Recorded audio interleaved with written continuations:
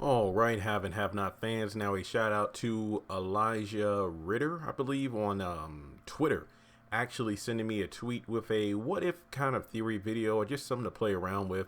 Do you think that Jim is really Jeffrey's father? Now, before going any further into the video, I know some people instantly rolled their eyes or got ready to click on the dislike button as soon as you saw the title to this video. But as I said before, if fans actually submit to me interesting questions or theories and give me a little weight behind it, and I do my own research and I find that it's, worthy of a video, either because I agree with it or I try to debunk it, I'll do a video on it. So again, this is a fan submitted theory, and I'm just respecting the theory because there is a lot of weight to either support or debunk it. So again, I just wanted to do that quick little 1 minute disclaimer to let you know that this isn't clickbait. This is just something I felt was worth talking about. Now, in the finale, Exhausted, they've really pushed the envelope with Veronica. No pun intended for her being pushed over the railing. But, it's just a matter of whether or not David Harrington is actually Jeffrey's biological father.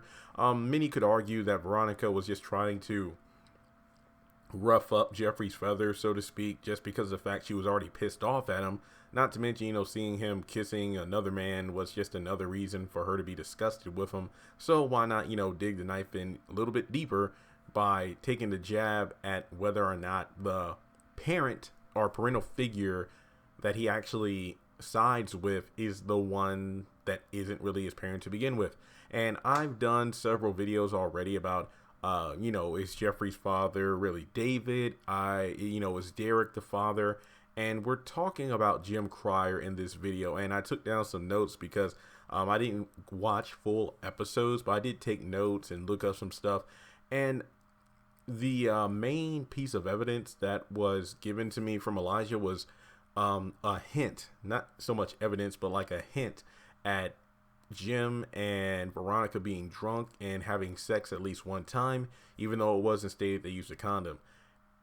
And I think, if I'm not mistaken, one of the only scenes that those two have actually had together where it's almost like some kind of sexual tension was in the episode Pieces of the Puzzle, I believe.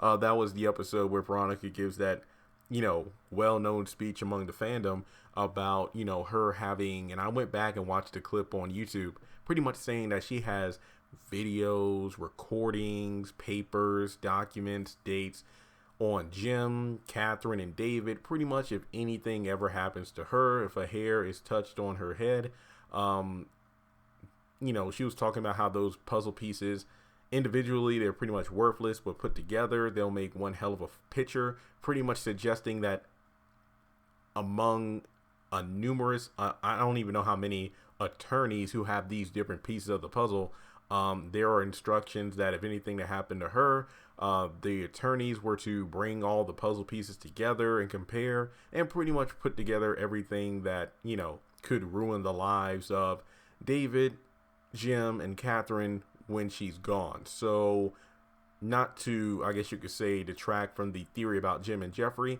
I've said this time and time again, it would not be a bad thing if Veronica was killed off, just because of the fact that it would be very interesting to see if these three characters could survive the aftermath of her death. And who knows what kind of stuff she has on Jeffrey, I'm just saying. But in any case, in that scene, Jim actually shows up to, and remember, this was after the whole, the police found Quincy's body in the backyard of Candace's house.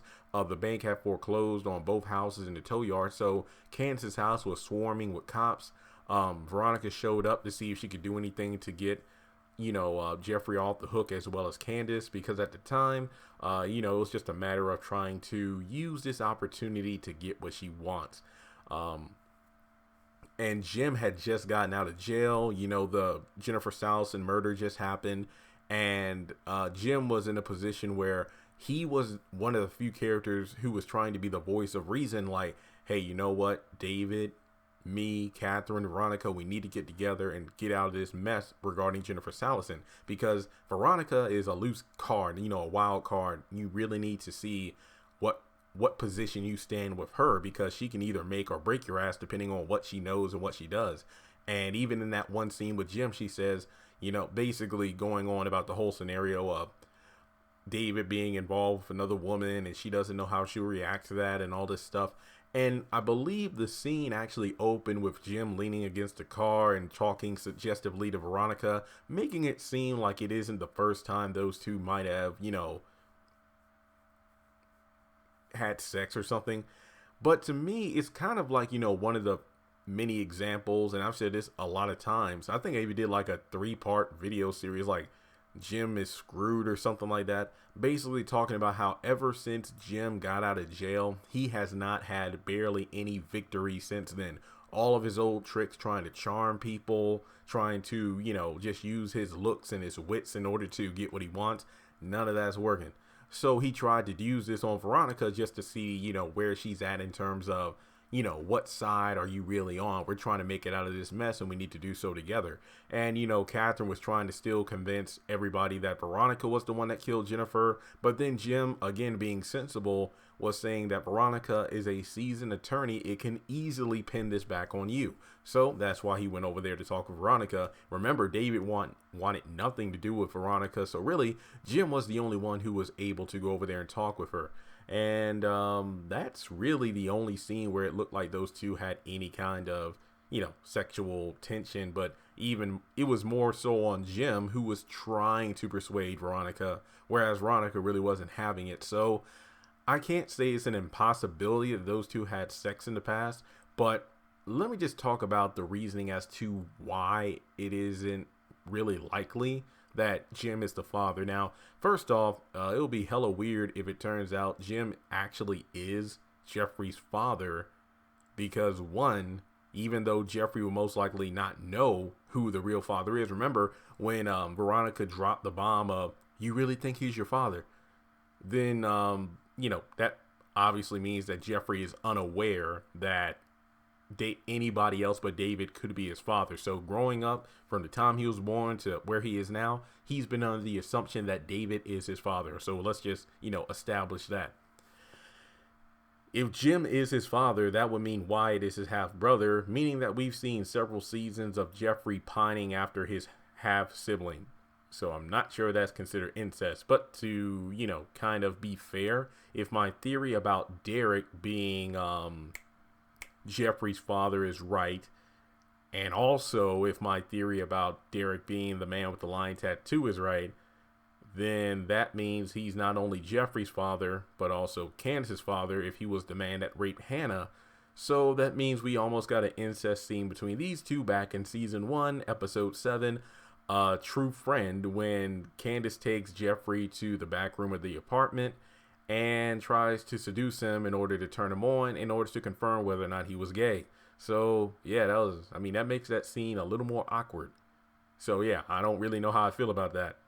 Aside from that, you could also make the argument that, well, even if Jim knew that Jeffrey was his son, then it wouldn't really matter, due to the fact that Jim doesn't seem to recognize any children outside of his marriage to Catherine, being Amanda and Wyatt, due to the fact that he has 2 sons by Celine, Carlos, and little Jim, I forgot his name, little Jimmy.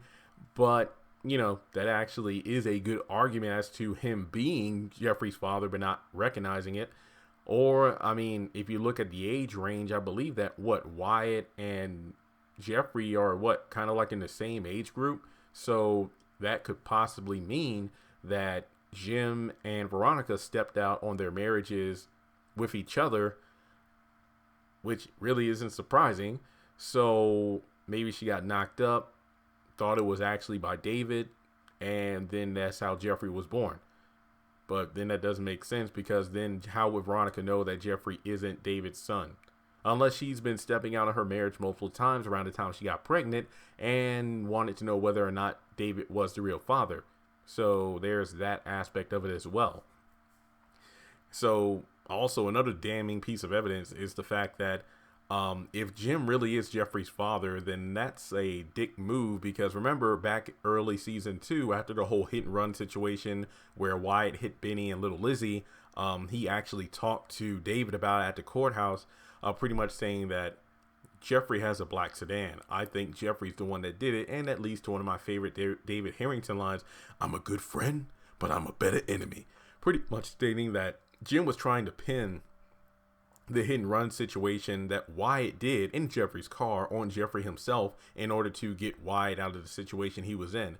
Meaning that Jim will do pretty much everything he can in order to keep his children, Catherine's children, out of harm's way and safe. But he was willing to throw Jeffrey under the bus. Interesting. Not to mention, it is kind of funny because Jim doesn't give a damn whether or not Jeffrey's gay, and not to mention he wouldn't even care if Wyatt was gay, which is a huge contrast from how Veronica feels about it. And I don't know, it just doesn't seem like it's a likely theory. Very interesting in concept. Like when I read the tweet that was sent to me, I kind of like, scoffed at it. But when I did some research, it's kind of like, well, there are some interesting pieces of evidence, because when you really think about it, when it comes to the show, any time a character delivers an interesting bit of dialogue about whether or not somebody is truly connected to someone else, then you kind of really need to speak about all the possible suspects. I mean, David not being the father. I mean, my biggest thing is like going back to the whole Jim willing to throw Jeffrey under the bus to protect Wyatt. I think that would be pretty messed up, because even though Jim isn't the most loyal person per se, him and David are truly friends. So I think that would be pretty, messed up of Jim to knowingly be the father of the child that his friend has been raising his entire life. So I think that would be pretty jacked up. But to be completely honest, this show has done plenty of messed up things with the characters. So Jim doing that would not be extremely out of character. I know he's a son of a bitch, as Catherine says, but I don't think he would knowingly do that to David. That's my situation with that. So I do feel like Elijah gave me a very interesting theory to dive into. I don't think that Jim is Jeffrey's father. I just feel like, one big argument people will make, look at the skin complexion, but then other people rebutted based off previous videos I've done. Well, Jeremy, sometimes when a white and black person have a baby together, the complexion sometimes favors one parent over the other, and it's not always a mixed child. And that's actually pretty true. I can actually see that. I mean, this is a big world, and yeah, I don't really know statistics on that kind of stuff. But let's see. Trying to think if there's anything else that would either support or debunk this theory. I hope we actually do figure out who the father is. I mean, it's an interesting plot point, but I wonder how long it's going to be dragged out, because I feel like at this point in his life, Jeffrey wouldn't really give a damn who the real father is, because at the end of the day, David is the one that raised him. So, it's not to say he wouldn't be possibly interested in finding out the truth. I think if anything else, it would just make David and Jeffrey closer than ever before, as opposed to Veronica, who knowingly hid this information from her own son and really only spouted it out in order to hurt him. So I could definitely see that working as well. And damn, David will just have, I don't know what would happen to him, because remember, he had that heart attack. Not to mention, he will most likely learn the true nature of who Erica was pretty soon. Not to mention, on top of that, maybe learning that Jeffrey isn't his real son. Yeah, I don't know. He might keel over from that. But like I said before, if anything else, I think this really would only strengthen the relationship between David and Jeffrey. And yeah, it is interesting because Jeffrey and Jim have had some very father-son-like, encounters in the past. Like, when Jim showed up to visit David, they hugged for a moment. I think, when Wyatt was in his situation multiple times, whether it be in jail or going to rehab or whatever, Jim knew that Jeffrey was going to be there for his son because they were best friends. So what do you think in the comment section below? Do you think that Jim could possibly be Jeffrey's father? I'm about 95% sure that he's not the father. But yeah, let's talk about it in the comment section below. And once again, if anybody has any interesting theories or what if scenarios or any kind of discussions you want me to do, feel free to contact me on Twitter, Instagram, DM, however you want to contact me, or in the comment section below of this video. We'll see. But thanks so much for tuning in, and I hope everybody has a wonderful day. Congratulations on making it to the end of this video. If you like what you saw, be sure to hit that thumbs up button as well as leaving your thoughts in the comment section below so we can keep the conversation going. On the left hand side of the screen, you should see a picture of Jeffrey Harrington. You can click on him in order to subscribe, but also hit the bell notification icon. That way you don't miss out on any new content. Also, you should see some videos appearing on the screen as well that I'm pretty sure you'll enjoy if you enjoyed the one you just saw. But also, be sure to follow me on social media such as Facebook, Instagram, and Twitter. Links to all my social media will be in the description below. And in order to help this channel hit 100,000 subscribers, I'm going to need your help. So make sure to share this video as well as the channel around with all of your friends on your own social media. But once again, thanks so much for tuning in, and I'll catch you all in the next video.